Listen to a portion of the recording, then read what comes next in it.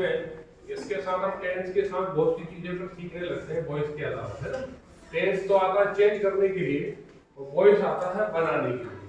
ध्यान रखना, बहुत सरल होता है, बहुत सिंपल होता है और आपको ये तो ट्रिक ऐसी दे देंगे तो आप उस ट्रिक के माध्यम से, जैसे टेंस में आपको ट्रिक दे दी, 6 टेंस कंटिन्यूअस के होते हैं, आईएनजी लगना है, 3 परफेक्ट के होते हैं तो थर्ड फॉर्म लगनी है तो 2 टेंस ऐसे हो जाते हैं और 3 बचते हैं तो जिसमें सबसे महत्वपूर्ण tense present indefinite past indefinite होता है, जो हमारे लिए समझना है और जो सबसे ज्यादा प्रश्न पूछे जाते हैं वो इंडेफिनिट के पूछे जाते हैं। ऐसे वॉइस, तो वॉइस में सबसे पहले महत्वपूर्ण चीज होती है कि हम सब्जेक्ट को ऑब्जेक्ट बनाते हैं। तो वो पहले आपको मैं समझा देता हूं।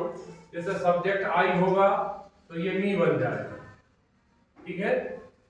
अगर सब्जेक्ट ही होगा तो ये हिम बन जाएगा। अगर सब्जेक्ट हर होगा, सॉरी सी होगा तो ये हर बन जाएगा। सब्जेक्ट दे होगा तो ये देम बन जाएगा। सब्जेक्ट भी होगा तो ये अस बन जाएगा। सब्जेक्ट इट होगा तो इट रहेगा और अगर कोई नाम है तो फिर नाम रहेगा और अगर प्लूरल है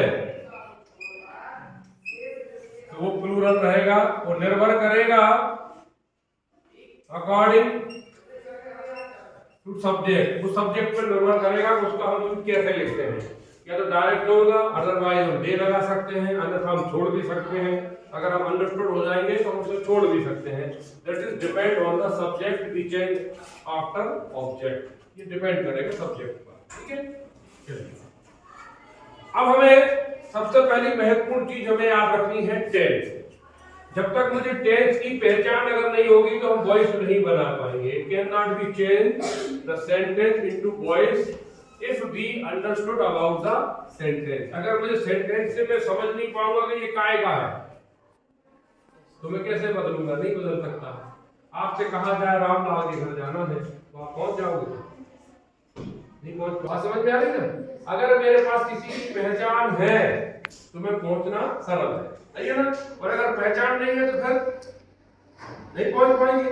तो रामलाल तक पहुंचने के लिए मेरे पास पहचान मिल गई कि मुझे बिजली के खंभे के सामने गली, गली के सामने चौथे मकान से फिर गली और गली से अंदर जाके एक नीले रंग का कबाड़ पता होगा, मैं तुरंत पहचान लूंगा कि ये रामलाल का है। ये पहचान सही है ना। वैसे ही हम कहीं की भी पहचान मिल जाए तो पहुंच सकता हूँ और पहुंचने के लिए सिर्फ पहचान आवश्यक। वैसे टेंस की अगर मेरे पास पहचान है, मेरा मतलब ये था इस सुनाने का मतलब कि टेंस की मेरे पास पहचान है तो मैं वॉइस बहुत जल्दी बनाऊंगा। टेंस की पहचान महत्वपूर्ण है, इसलिए आपने देखा होगा मैंने ग्रुप में टेंस डाले हैं, पूरे डाल दिए ना, इसलिए डाल दिए। बार बार उसके पढ़िएगा, समझिएगा, रिवाइज करिएगा। वॉइस सॉरी सब्जेक्ट कौन सा, हेल्पिंग वर्ब क्यों है, बार बार हम पढ़े उसको रिवाइज करें तो उसको प्रैक्टिस में आ जाएगा। ठीक, चलिए पहला हम आते हैं वॉइस। अब वॉइस होते हैं 2 प्रकार के। कितने प्रकार के? 2। There are 2 type of voice. Number 1 active और दूसरा होता है पैसिव वॉइस। ठीक है ना। कितने प्रकार के वॉइस? 2। कौन कौन से? पहला नंबर एक्टिव, दूसरा पैसिव। अब एक्टिव वॉइस को बहुत सरल तरीके से बता देता हूं। जितने भी आप टेंस पढ़ते हैं, टेंस वो सब एक्टिव वॉइस। जितने भी आप टेंस पढ़ते हैं वो क्या है? Active voice. टेंस के सेंटेंस नियम पर होते हैं, subject, helping verb, main verb, object. ऐसे ही होता ना, ऐसे ही होता। Subject, helping verb, main verb, object. Clear है? yes. ये एक्टिव वॉइस है सर। ये क्या है सर? Active voice. इसमें कोई डाउट? अब टेंस को मुझे पैसिव वॉइस बनाना है तो एक्टिव वॉइस जितने भी हम पढ़ते हैं टेंस वो सब एक्टिव वॉइस होते हैं जिनमें सब्जेक्ट की प्रधानता होती है, माने सब्जेक्ट को मुखिया माना गया है और सब्जेक्ट के अनुसार हम वर्ब लगाते हैं। ऐसे है ना। जैसे एक सेंटेंस पढ़ा, आई राइट आ लेटर, तो देखो आई के साथ मेन वर्ब की फर्स्ट फॉर्म लगाई है, इसका मतलब ये प्रेजेंट इंडेफिनिट का टेंस है। ऐसे है ना? अब मैंने इसको ऐसा लगा दिया, ही राइट्स अ लेटर।